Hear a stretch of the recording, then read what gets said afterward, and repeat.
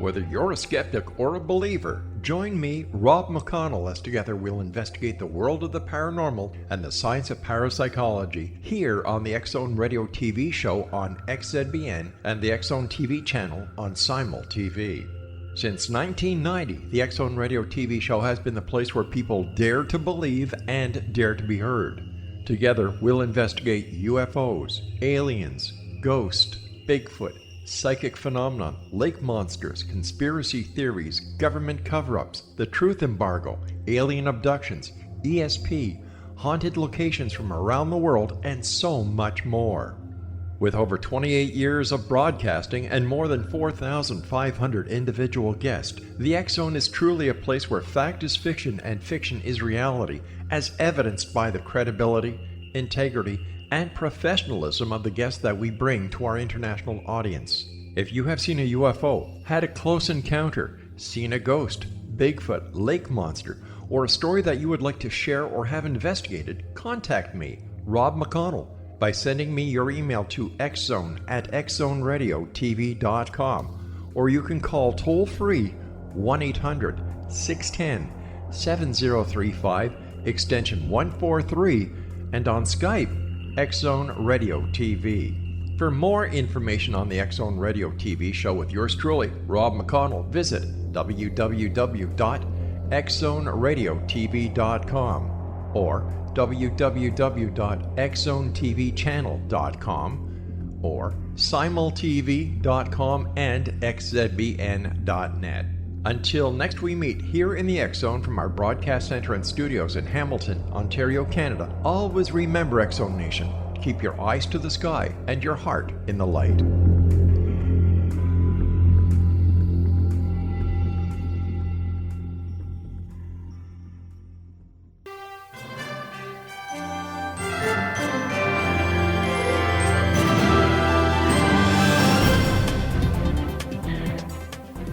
Welcome back to another edition of Cal's Corner Radio here on the X-Zone Broadcast Network. My name is Kal Korff and I'm your host. The executive producer of the show is Rob McConnell.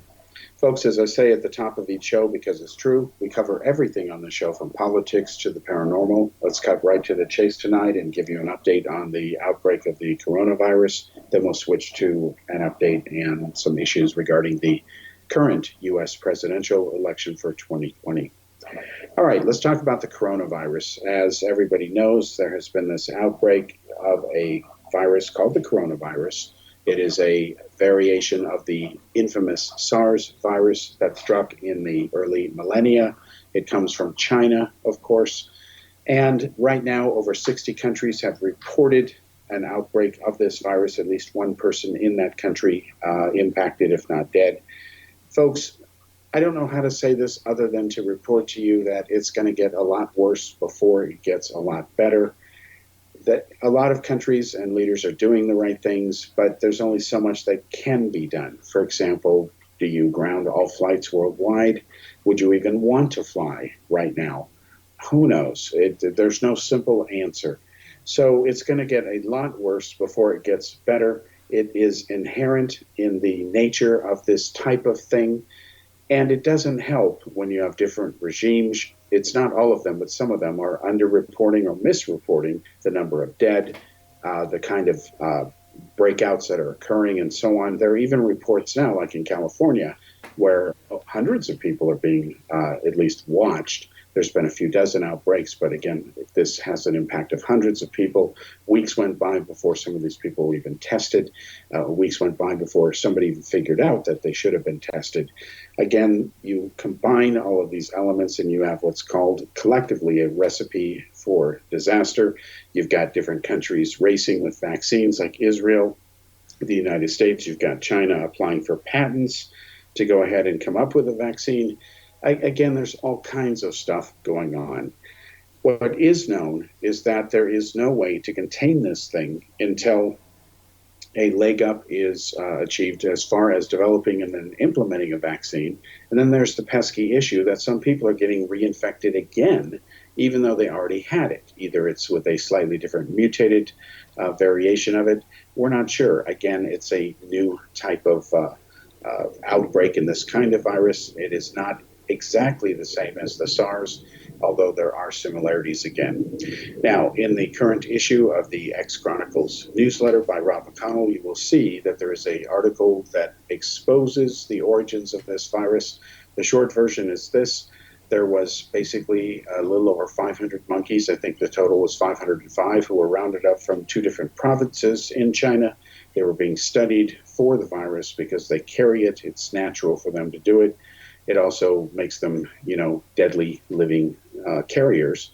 What happened is bats don't like to be, captured. So, of course, they resist being captured. One apparently bit a lab technician, a scientist there. It bled on him. There was also some urination and defecation that went on.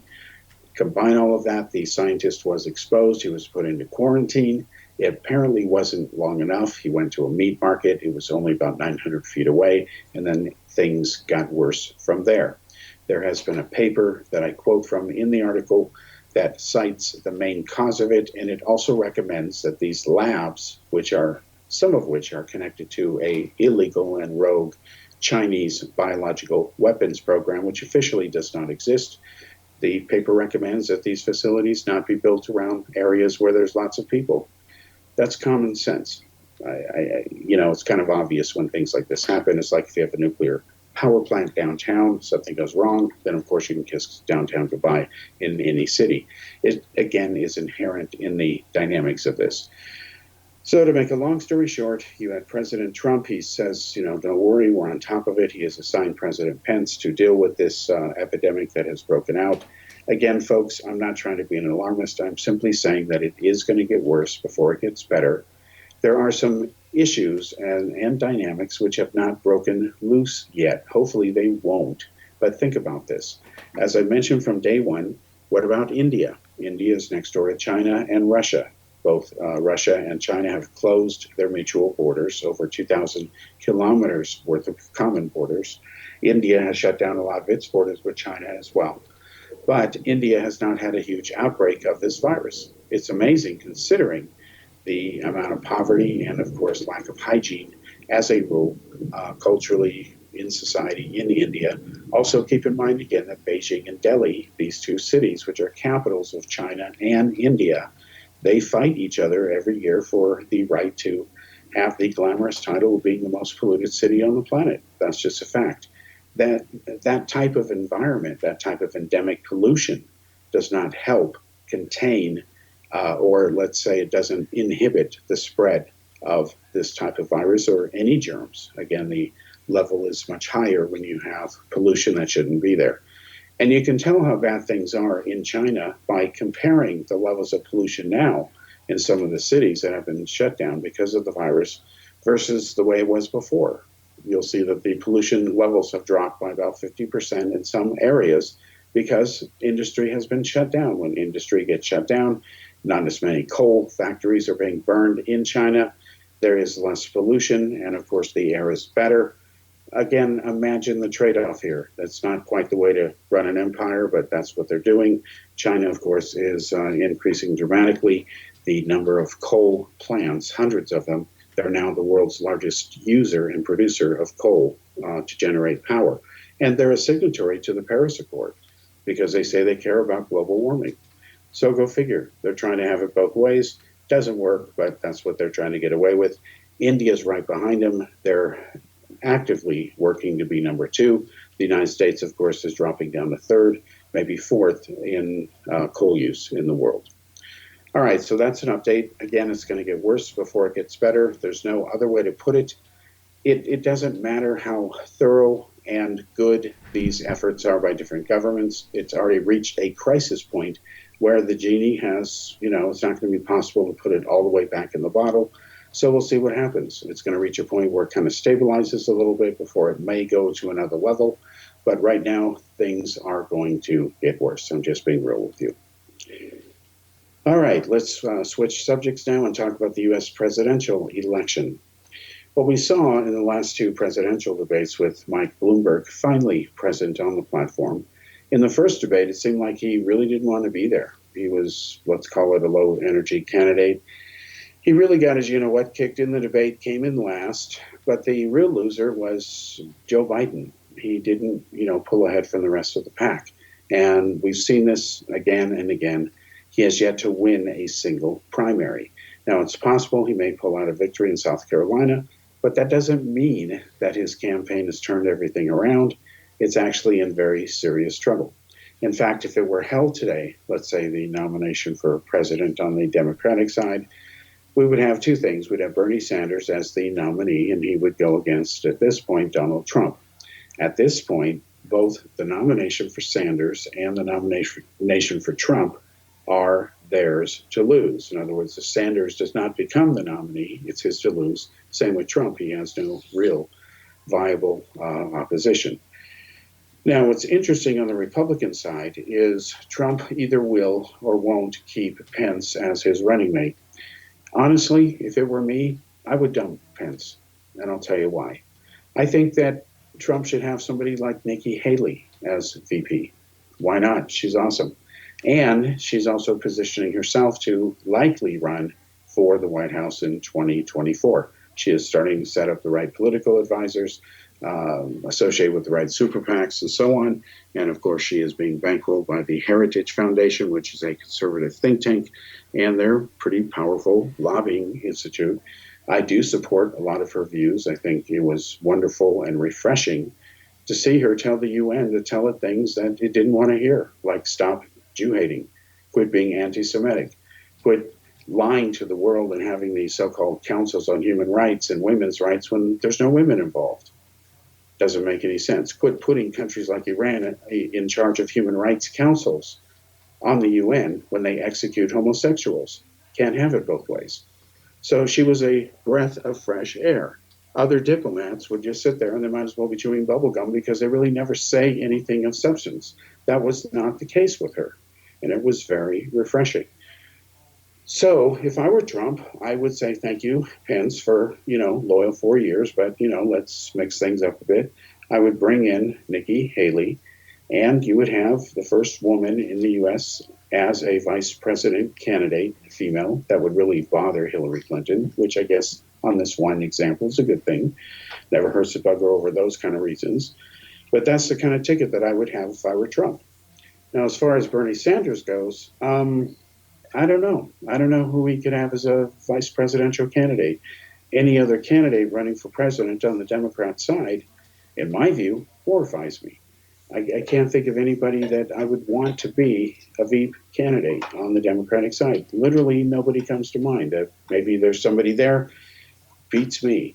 As far as Sanders goes, personally, I want him to win the nomination because he's going to force a very interesting conversation within the party. He may not be able to get anything done that he wants to get done, but hey, we're used to that, right? No matter who's president, the other side always says no, even when the other side is right.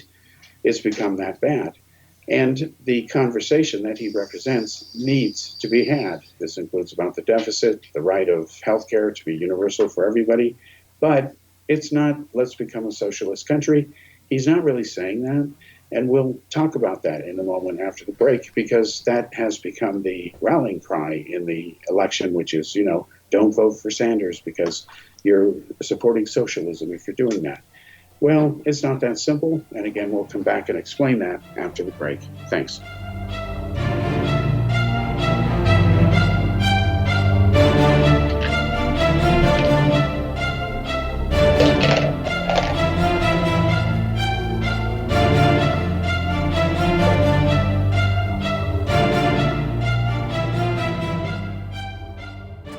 Patty Conklin grew up in Brooktondale, New York with a unique ability. Unlike others, she could see how the vibration of words and emotions affected the physical body. She discovered how to release stored emotion and facilitate healing. This began today's Conklin method of cellular cleansing. The private practice grew with tremendous results, as did her reputation. More and more people sought her out, bringing her into the home for healing. She soon realized she could even teach this to others, and they could shift perception and thus prevent illness from occurring. Patty Conklin quickly became a frequent keynote speaker, and she developed a curriculum for teaching the Conklin method of cellular cleansing. For more information, visit pattyconklin.com. PATTICONKLIN, pattyconklin.com, or call 404-474-0086. That's 404-474-0086.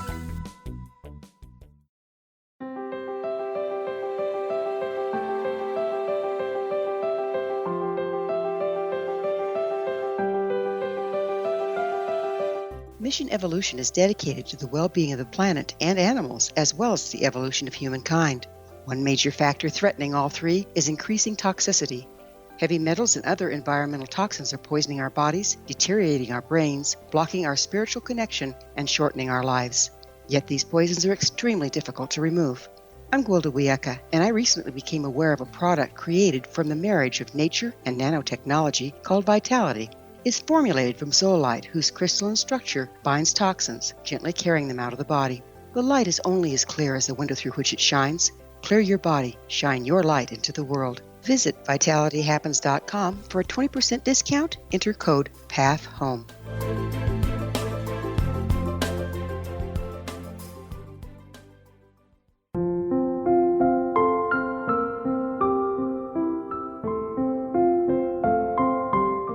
I am Dr. Carl O'Helvey, founder, president of a new cancer foundation focusing on evidence-based physical, mental, and spiritual interventions, including natural cancer cures, prayer, meditation, affirmations, nutrition, and other related holistic cancer prevention and cure modalities. These are used in cancer education, research, and financing care. I ask for your help to continue this important work by donating at www.holisticcancerfoundation.com.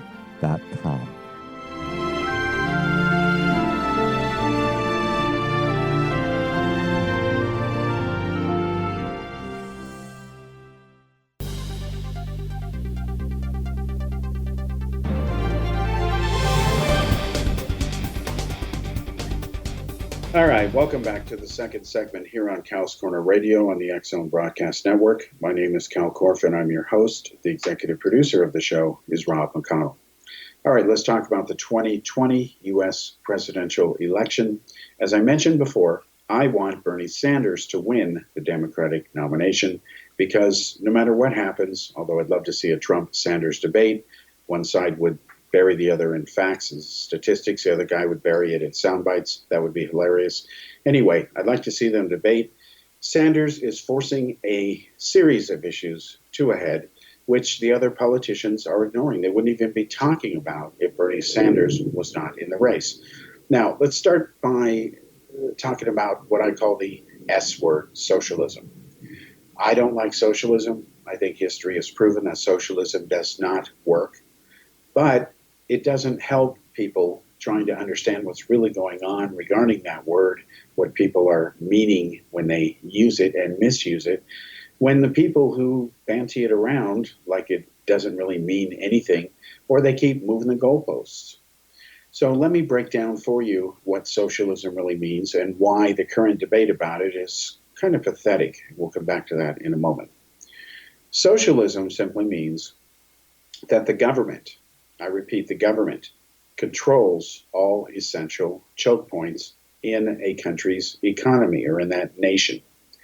What I mean is they control the energy, they control communications, they control radio, TV, the press, they control the electricity that you use to heat your home. They control regulations and prices and foods, even property. Extreme examples of socialism have shown themselves to be things like communism. When you combine communism with totalitarianism and socialism, again, you end up with socialistic governments, which are dictatorships, okay? Now, this is not to say that all socialist countries are dictatorships. It's not that simple. But you have to come back to a key definition here, because here's where it gets convoluted in today's debate. Once again, socialism is when the government controls all essential choke points for a country, okay? Now, I'll give you a real example. When I moved to Europe after the fall of communism, I lived in the Czech Republic for 10 years. That country was privatizing from socialism. It was a totalitarian dictatorship known as communism. It then switched over to a social democratic system and then a parliamentary democracy. But the building that I lived in was built by Soviet dictator Stalin. And the heat in the building was controlled by the state. They controlled it. The one and only phone company was controlled by the state, Chesky Telecom. It was not private back then. It was owned by the state. So if it was cold that day, you couldn't turn on the electricity and use the gas that you were billed for to heat your own home because the state wouldn't let you.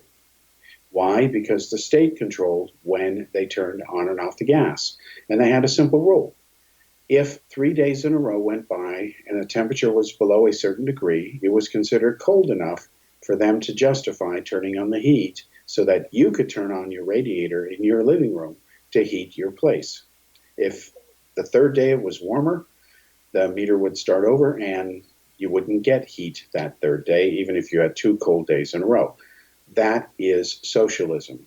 When you have countries like Venezuela, where the government controls sugar prices, food prices, water prices, electricity prices, oil, energy prices, that again is socialism. Now, unfortunately, people can misuse the term socialism today, and you can blame the young people for this because, I'm sorry, they're ignorant. They even can't do a good job defining many keywords, even though they use the internet and Google. It takes a lot of talent to not be able to find something on the internet when you're just trying to look up a word. Look at the word debunker. Okay, we've talked about that many times. Please look it up in any credible dictionary. Any dictionary will do. You'll see that the word debunker simply means to separate bunk or nonsense from facts. That's always a good thing. So, like decaffeinated coffee has no caffeine. The D means it's removed, like debunk, you're removing bunk from facts. Again, that's a good thing, separating fact and fiction. But if you listen to today's paranormal crowd, or especially the people who started this, like Stanton Friedman, debunkers have closed minds. Don't confuse me with facts. My mind is already made up. No, debunking by definition can't be that. But today, up means down, and sideways means, backwards. It's ridiculous. So the same is true with socialism. So what you have today is you have young people saying, even some politicians, even talking heads on MSNBC and other networks, attacking Bernie Sanders because Bernie Sanders is talking about being a socialist or talking about socialism. Well, he is and he is not. And it's partly his fault for not clarifying this, and he should. Again, he's not talking about changing the United States into a socialist country where the government, the U.S. government, runs all the choke points and everything that's important in the economy. He's not talking about that at all. He has never talked about doing that as far as I know. And if he has, I've asked his attackers to point out to me where he's done it, and I'll write a story about it because it should be exposed if he or anybody really feels that way. But as far as I know, he does not. What he is doing is saying that we should have health care as an option where the government is running healthcare. Okay, you can still keep your private plan if you want, but at least have a government option, a single payer option. Medicare, Medicaid for all, depending on how you want to implement it. He considers healthcare to be a universal human right. And I agree with that. It should be. I think that a country has the right, has a duty to its citizens to ensure that it is, as they are able to pursue, like the U.S. has in their written documents, life, liberty, and the pursuit of happiness. I do believe that healthcare is a universal human right. It belongs with free speech. It belongs up there with the right to own a firearm. I believe that they're all the same. In fact, I will tell you that when I lived in Europe, I enjoyed the healthcare that they have. It was very simple. It didn't matter what condition you had. It was irrelevant. Who cares? For $75 a month, everything was taken care of. That's it. Period. And $5 more, €5 more, you could get anything from the dentist fixed in any of the countries in Europe. It was great for only €5 more because, let's be blunt, good health care involves good dental care. You can't just have one and not the other. They're, dependent on each other. They're related. But yet, how many people have good dental care as part of good health care coverage? Very few. It's an exception.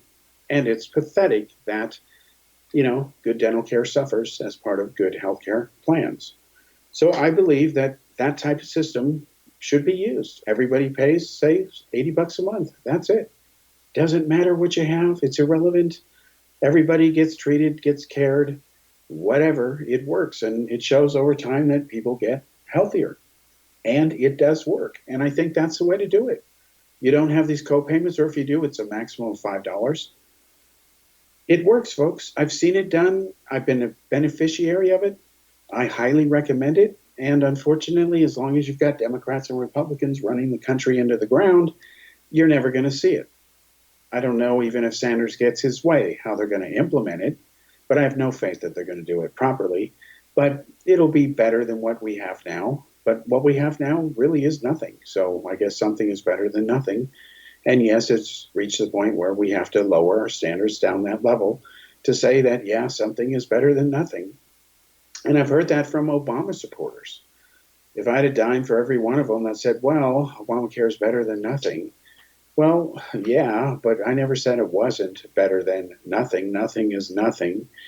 But do we really have to lower the bar that much to try to claim victory?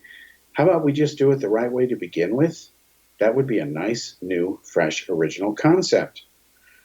So I believe that Sanders' presence in the race is a good thing because it's shaking the Democratic Party to its core, and it needs to happen. The Democratic Party, in my view, is rotten, and the Republicans, I think, are rotten. And let's be honest, the U.S. is an oligarchy. We're not $23 trillion in debt because the money spent itself. No, these two parties have, just basically spent with abandon, and nobody seems to care. It's all good, It's funny, they both claim they're against big money in politics, but they love taking those big checks. In the case of Michael Bloomberg, let's be honest, the reason he is welcome at the debate table is because he, not coincidentally, gave the Democratic Party over $300,000 in donations, and suddenly he's earned a right to feed at the trough. And before that, they said they were against big money in politics. In fact, they had swore as a compromise to Bernie Sanders' people in exchange for not pursuing the fact that they cheated in 2016 against him when Hillary's people, stacked the deck. Well, they were supposed to not accept money from the fossil fuel industry. Well, you wouldn't know that today. They've reneged on their promise too. So what's happening is Sanders is freaking out the Democratic Party establishment, and that's a good thing. They actually may stage a brokered convention to try to stop him. That wouldn't be a good thing, but it would force the issue again to a head. Sanders wants to forgive student debt. He wants to make college and higher education free, junior college and four-year schools. I do support the idea of free education. I really do. Why should we charge people knowledge for knowledge? Why do we pay teachers so terribly when we put the future of our children in their hands? We trust them enough to teach them and educate them, right? But yet we pay them peanuts? What the hell is our problem?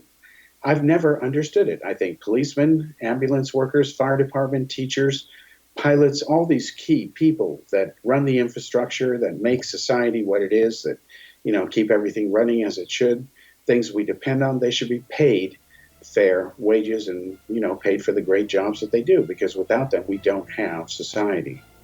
All right, we'll be back after this break.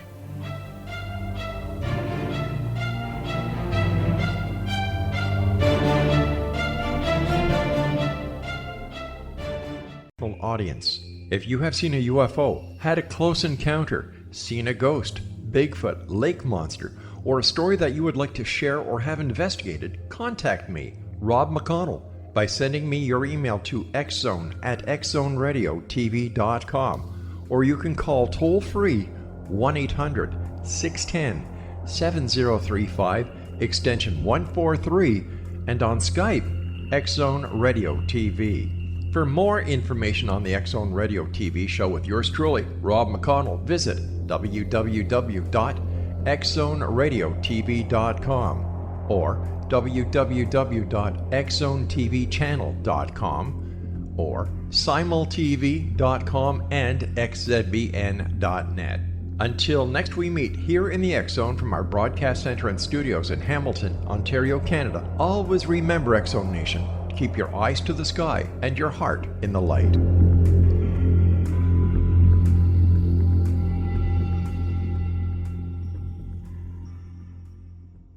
Join Patty Conklin and Healing Within Radio each week. More than entertainment, Healing Within offers educational, useful tools for everyday life. Listen for help overcoming fear, anxiety, and depression. Patty knows about eliminating cancer, MS, dementia, Parkinson's, and a host of illnesses that we face every day.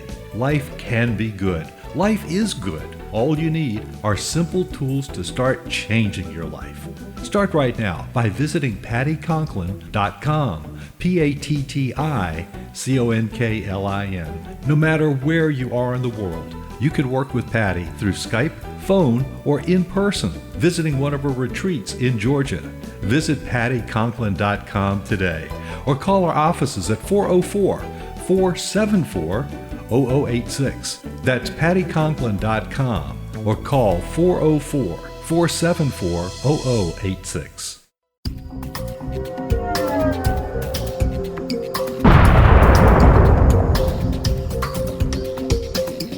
Coming soon to the X Zone Broadcast Network is A Different Perspective with me, Kevin Randall, as your host. We'll be taking a close look at what is happening in the world of UFOs today with side trips into the paranormal. Guests will range from those who are household names to those who have a different perspective on a variety of topics. No topic will be taboo, but there will be tough questions asked as we all search for the truth about UFOs, the paranormal, and those things that excite us. Sometimes we'll agree with a guest and sometimes we won't, but we'll try to keep the program topical. For those of you who would like to read, be sure to visit www.kevinrandall.blogspot.com and remember to listen to the other fine programs on the X Zone Broadcast Network at www.xzbn.net.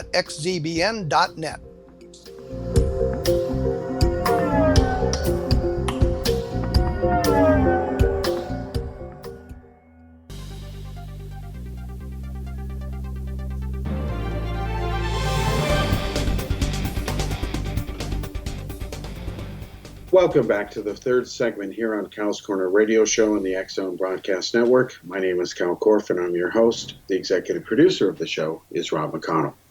So we talked about the election again for 2020. Again, I support Bernie Sanders getting the nomination. I think his presence in the race, since he's not a typical Democrat, if you will, he's an outsider. I think he's forced an issue or several issues to a head that the other candidates would not even be talking about today if it weren't for his presence in the race. I think that's a good thing. I think the Democratic Party needs to be shaken up. I think the Republican Party needs to be shaken up too. It cannot be and should not be just the party of Donald Trump. It should not. It should be a party that represents the values of Republicans as they claim they stand for, right or wrong. And then, of course, it should do the bidding of the majority of the American people, which, of course, it does not do. And that's why both of these parties, in my view, are at fault, because no other two parties have been in power. It's only them. And yet we're $23 trillion in debt, not because we're doing the right things. It's because we've done $23 trillion worth of wrong things. Let's be blunt. All right, so that's my view on the election coming up there. Let's talk about some of the other subjects that are going on. Right now in Russia, Vladimir Putin is getting ready to try to get the referendum passed, which will basically change the way that the Russian government structures itself. This will ensure that he basically becomes like China's dictator for life, except he'll be Russia's dictator for life. He can stay the dictator of Russia as long as he wants to in perpetuity, as long as he gets the way that the country is put together, constitutionally restructured, and with a rubber stamp parliament, he's expected to get his way. The question now becomes, what is the average Russian going to think about this? I'm not sure it really matters, meaning, of course, a lot of Russians are just going to tune out and not vote and not be part of this thing because there will be questions whether this is a straight-up referendum that's going to happen or not. On the other hand, what difference would it make even if they rose up and said they don't want to stand for this? What's going to happen to them? They can't win, and that's unfortunate. They can't win. And the same is true in Iran. Recently, they had elections, okay? And there are apologists for Iran who will say, see, democracy is alive and well in Tehran. Look at all those people who ran for office. We've got new representatives. Well, as usual, when people try to apologize for Iran, the truth is in the fine details, or in this case, it's just, percolating and oozing all over the top. Basically, in order to run for any position that's of any viable power in Iran, you have to be approved by the Council of Guardians.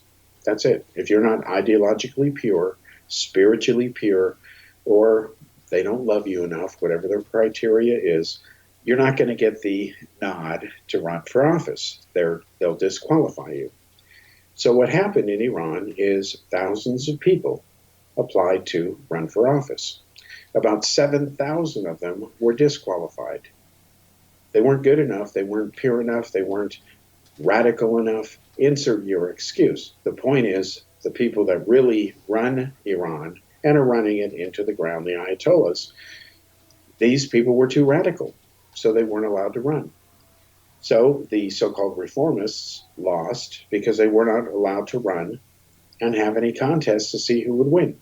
Instead, you got, again, more rubber stamp conservatives, people who are going to continue supporting terrorism in Iran, continue its radical ways, death to Israel, death to the United States, this is the big Satan, this is the little Satan, yada, yada, yada. We've heard it all before, nothing new, been there, done that. It's pathetic, it's sick, the world puts up with it, the UN tolerates it for no valid reason, but yet it just continues and things don't improve. So now they're suffering because of an outbreak of the coronavirus. In fact, senior members of the regime in Iran are dying because they've got the virus and they can't fix it. They can't cure these people. And of course, there's conspiracies already atalk, blaming Israel and Mossad for killing these people. They just need an excuse to blame Jews in Israel across the board because they engage in anti-Semitism. That's what they do. And speaking of Israel, there is an election that's going to happen again. Here we go again in the case of Israel. Netanyahu is trying to plumb together a thin majority so that he can move his government forward. He may actually pull it off this time because there's enough people who are boycotting the elections so that he may win by default. Not only that, because of an outbreak in Israel from the coronavirus, about 400,000 Israelis claim they're going to stay home and not vote. That's a huge number, considering the entire population of Israel is about 8 million people. Israel is about the size of the state of New Jersey. You do the math as far as the geographics go. Imagine 400,000 of those people not voting. That can sway the election for anybody, regardless of who's running.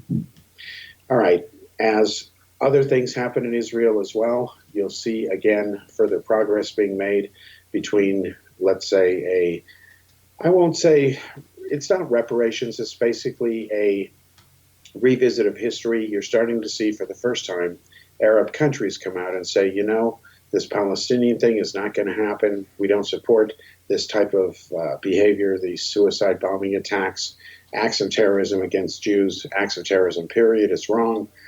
So what we should do is work with Israel, or the enemy of my enemy is my friend, that ideology, and work together to try to stop terrorist mindsets. And that, of course, means suddenly going against the wishes of the terrorist group Hamas, Hezbollah, and, of course, what passes for the leadership of the Palestinian people, the Palestinian National Authority, and, of course, Hamas in Gaza. Now, what does all that mean? Well, to make a long story short, basically what's happening is countries like Qatar, United Arab Emirates, Saudi Arabia, they're all openly starting to say, including Morocco, that they have no issue with Israel anymore. Israel has a right to exist. It must move forward, and there must be a two-state solution. But it's really up to the Palestinians now to start growing up, figuring out what they want to be when they grow up, if ever, and get their act together. And then maybe one day they can join the so-called civilized world and move forward with a proposed two-state peace solution. On the other hand, until that happens, it's never going to happen, and Israel is moving on with its existence, which it has the right to do, and it should be focused on doing. It shouldn't hold up its existence just because the Palestinians are throwing a hissy fit. Now, when I say that, I'm not trying to talk down to them or make fun of them or anything like that. But I don't care where you stand on the issue of the Palestinians. Ask yourself a simple question. If aliens were to come down today and land in Gaza or land in Palestine, what would be the future state of Palestine, who's their leader? If they said, take me to your leader, who would it be? Well, would it be Abbas? He says he's the leader of the Palestinian people. In fact, he says he's the only recognized leader. Recognized. That doesn't mean you are the only leader. That's different. Now, Hamas says they're the legitimate government of the Palestinians in Gaza. See, there you go, folks. The fact is there's no single leader for the Palestinians. They don't have one. They can't even agree to disagree on who is the top dog there. They talk about forming a unity government, but it's all talk. And last year, Hamas tried to kill Abbas again. It wasn't the first time. It's not going to be the last time. And they're just waiting for him to die. He's in his 80s. He's not in good health. So that they can finish the job they started by taking over Gaza. They seized control there illegally, murdered hundreds of Palestinian National Authority people and personnel. Again, a lot of people don't talk about that. And once Abbas is not around, they'll just move in because who's going to stop them? Well, maybe Israel can stop them, but would they? I don't know. So the Palestinians, they have no peace plan because they can't even agree who their leader is. Who are you going to cut a peace deal with? If you try cutting a deal with Abbas, Hamas is just going to veto it. If you try cutting a deal with Hamas, Abbas isn't going to sign up to it because, hey, you're not talking to him. So it's a stalemate. It's a dead end. And it's their choice. Abbas has been in power for 14 years. He's in his 14th year of his 4th-year term in office. Do the math. It's complete fraud. He won't allow a viable successor. He and his billions that he's got stashed away, rather than spend it like it's supposed to be, to improve the lot of his people, what he claims are his people, the Palestinians, you never know it based on the way he doesn't provide for them. Same with the terrorist group Hamas. They take all that aid and they're too busy building rockets to kill Jews instead of improving the daily lives of the people that they lord over and abuse, the Palestinians. And this is exactly what's going on. Don't let anybody lie to you. Don't let anybody spin it. Don't let anybody say they're a victim. No, they're not. There's no victims when you deliberately do it to yourself. If I make a point to hurt myself, who's the victim? There's no victim there. I am making a point to hurt myself, so it's my fault. That's it. There's no victim. A victim is when you hurt somebody else. You're victimizing them. But when you're doing something stupid to yourself, let's call it what it is, doing something stupid to yourself. And that's what the Palestinians have done. They refuse to set up a viable leader. Good luck trying to cut a deal with any leader of the Palestinians because there is no single leadership. At least Israel, the people decide who is their leader. Hopefully it's going to happen soon. It'll either be Netanyahu or maybe Gantz, but at least it'll be settled one way or another.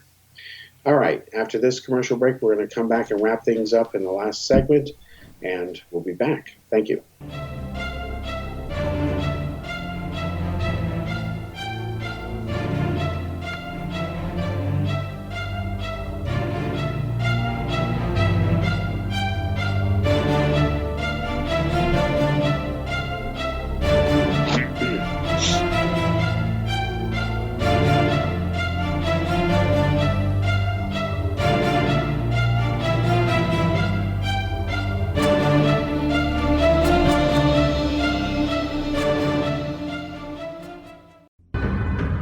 If you are looking for a safe, zero-calorie natural option to the harmful artificial sweeteners on the market today, Just Like Sugar is what you're looking for. Just Like Sugar is a wonderful natural alternative for those health-conscious people who choose a calorie-restricted diet with a great, pure, sweet flavor that tastes just like sugar. Just Like Sugar is a great natural option for people suffering from diabetes and may be useful in restricted diet programs where standard sugars are not allowed and does not cause a laxative effect of some other sweeteners. Just Like Sugar comprises a perfect blend of chicory root fiber, natural calcium, natural vitamin C, and Just Like Sugar's sweetness comes from the natural flavors from the peel of the orange. Just Like Sugar is a natural alternative to harmful artificial sweeteners and will change the way that you believe all natural sweetener products taste. Just Like Sugar is available at your local Whole Foods markets, Wild Oats markets, Henry's, Sun Harvest, and many other fine natural food stores in the U.S., Canada, and worldwide.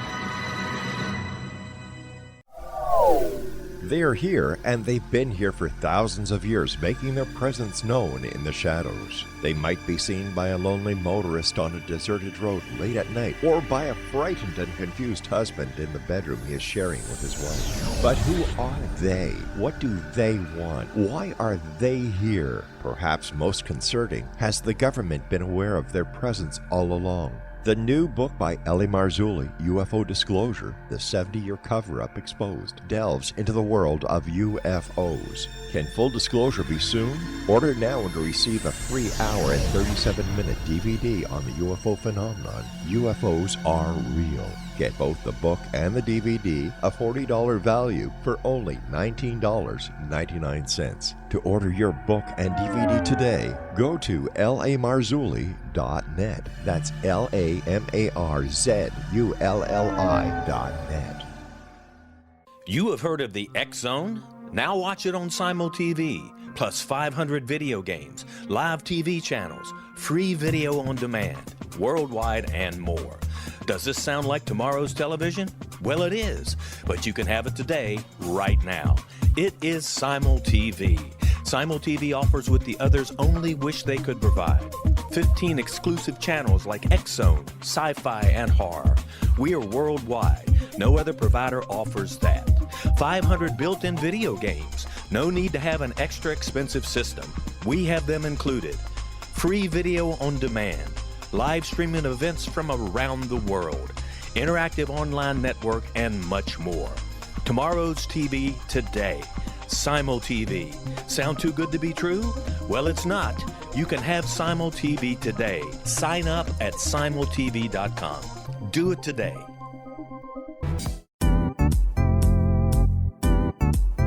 Memorable dynamic presentations are a not-so-secret weapon in the business world. Do you have a powerful message that must be shared, but you haven't found a way to deliver that message? Do you want to be known as a top public speaker who gets amazing results? Are you ready to create and deliver your powerful message? Thomas Hides can help you create and deliver your speech to get the results you desire. Visit iconquality.com. Did you expect your business to flourish, but instead it plateaued or didn't get off the ground yet? Would you like to achieve massive goals and discover new sources of income within your business? When you're ready to experience that type of success with fast results, Cindy Hendricks is the business coach for you. Her work with entrepreneurs and business owners has been life-changing. To get you and your business where you want to be, go to imaginemoresuccess.com. Has the fear of public speaking stalled your business or personal life? What would you give to develop and maintain supreme confidence? Have an invaluable private program to always perform at your best. Imagine how you would feel. You can have all that and so much more today with Thomas Hides' life-changing course called Number One Fear Unleashed. Visit numberonefear.com and be liberated from your fear of public speaking.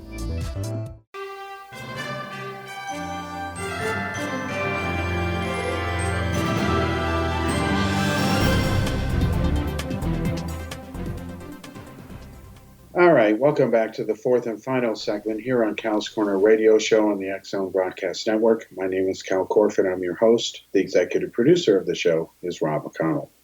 Now, I want to spend this last segment talking about the U.S. election and the parallels that a lot of you who listen to this show and listen to the X Zone Broadcast Network, you'll see that there's a parallel here in that, let's just call it polarization, okay? The other P. Now, think about this for a moment, because again, there are parallels in this polarization. Hopefully I won't trip over my P's as I try to say them. All right, let's talk about colors. If I say to you, my favorite color is blue, people say, okay, fine, whatever. And it's blue. And let's say that I'm talking to you and you tell me, well, my favorite color is red. Okay, fine, it's red. So we agree, your favorite color is red, mine is blue. I like blue, you like red.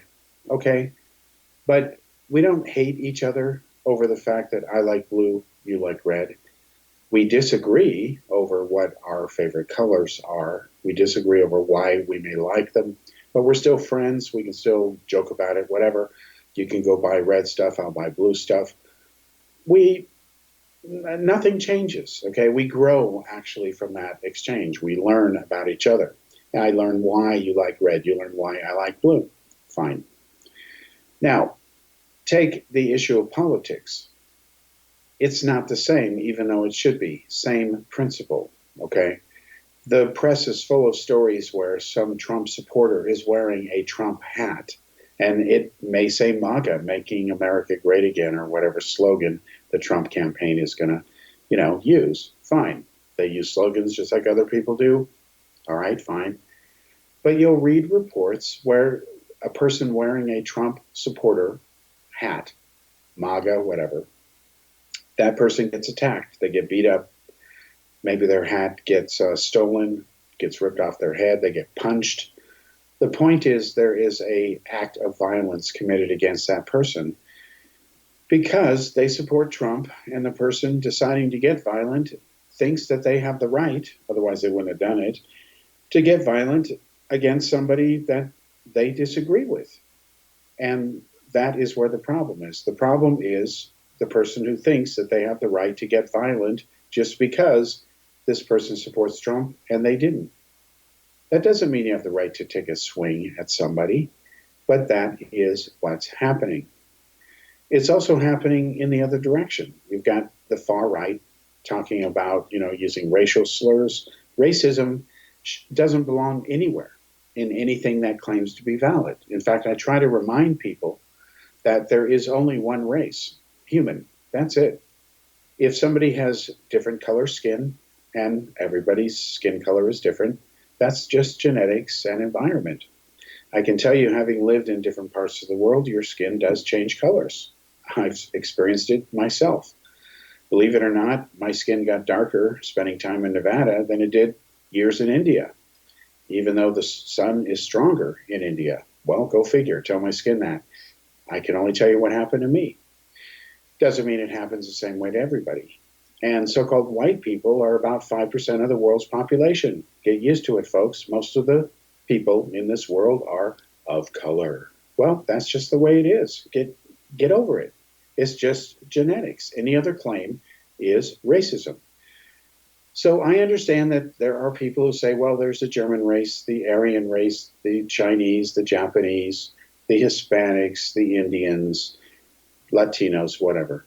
But it's really, they're all just humans. And I think the sooner that we say there's just one race, the human race, and who cares what color their skin is, because that's just a detail, it's just genetics.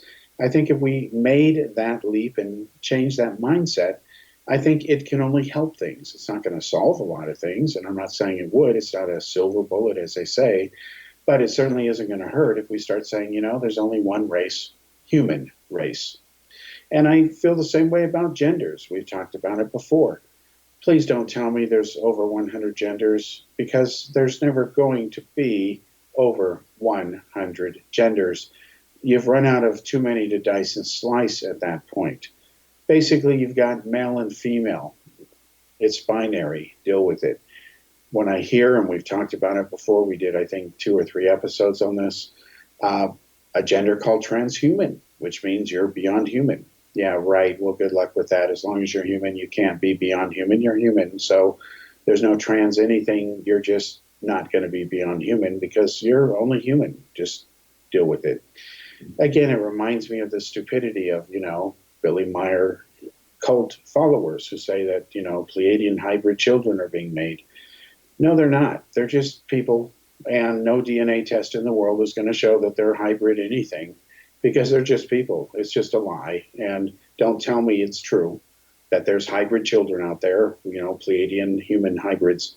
No, not at all. In fact, you won't even find any Bigfoot DNA because it just isn't out there. Bigfoot apparently doesn't have DNA. That's a lot of very special talent there if you're a living form without DNA. Whew, that's pretty smart life form there.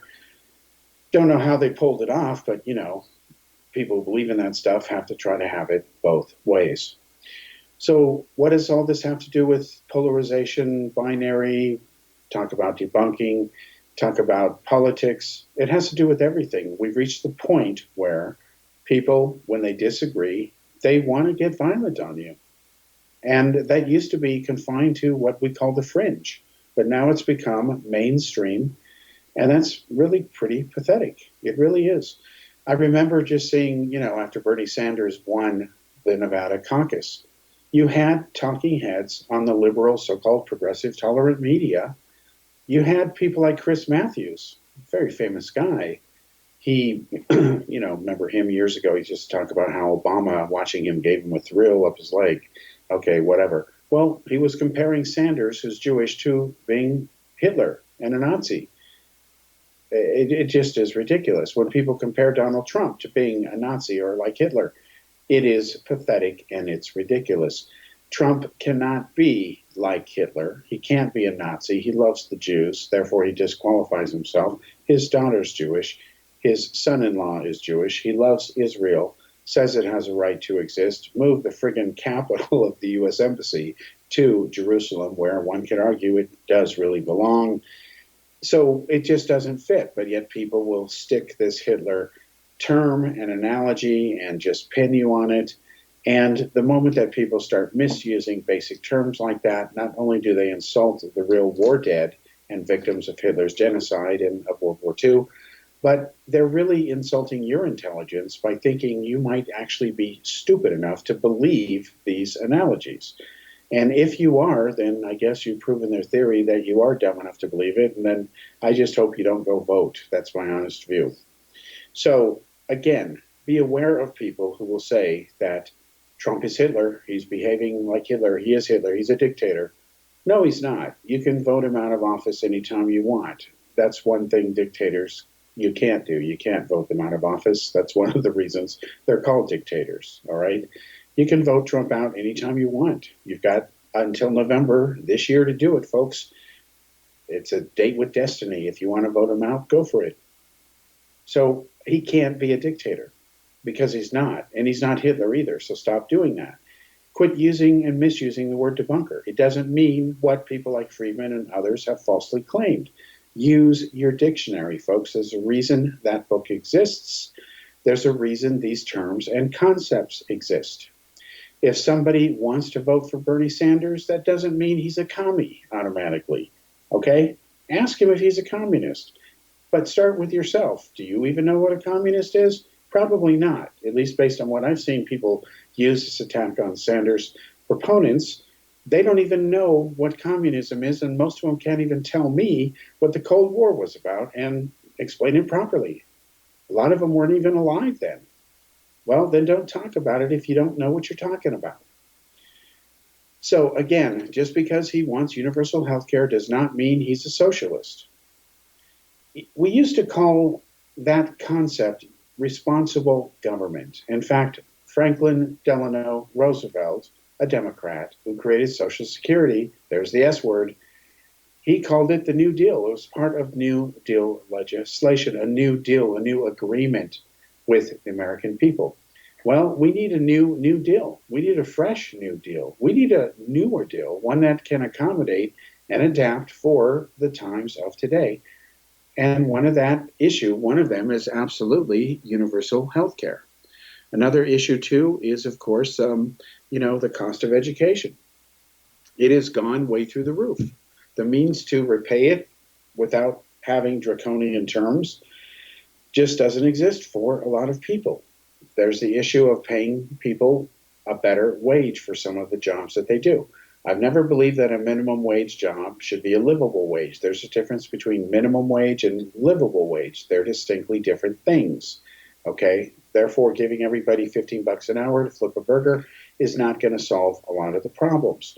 But again, at least some of these issues need to be talked about, like cutting taxes for the middle class, or at least giving them more benefits from the economic changes that were made and not giving the rich the tax breaks that they got. I have a real problem with companies like Exxon and Amazon not paying any taxes. I think they should pay some taxes.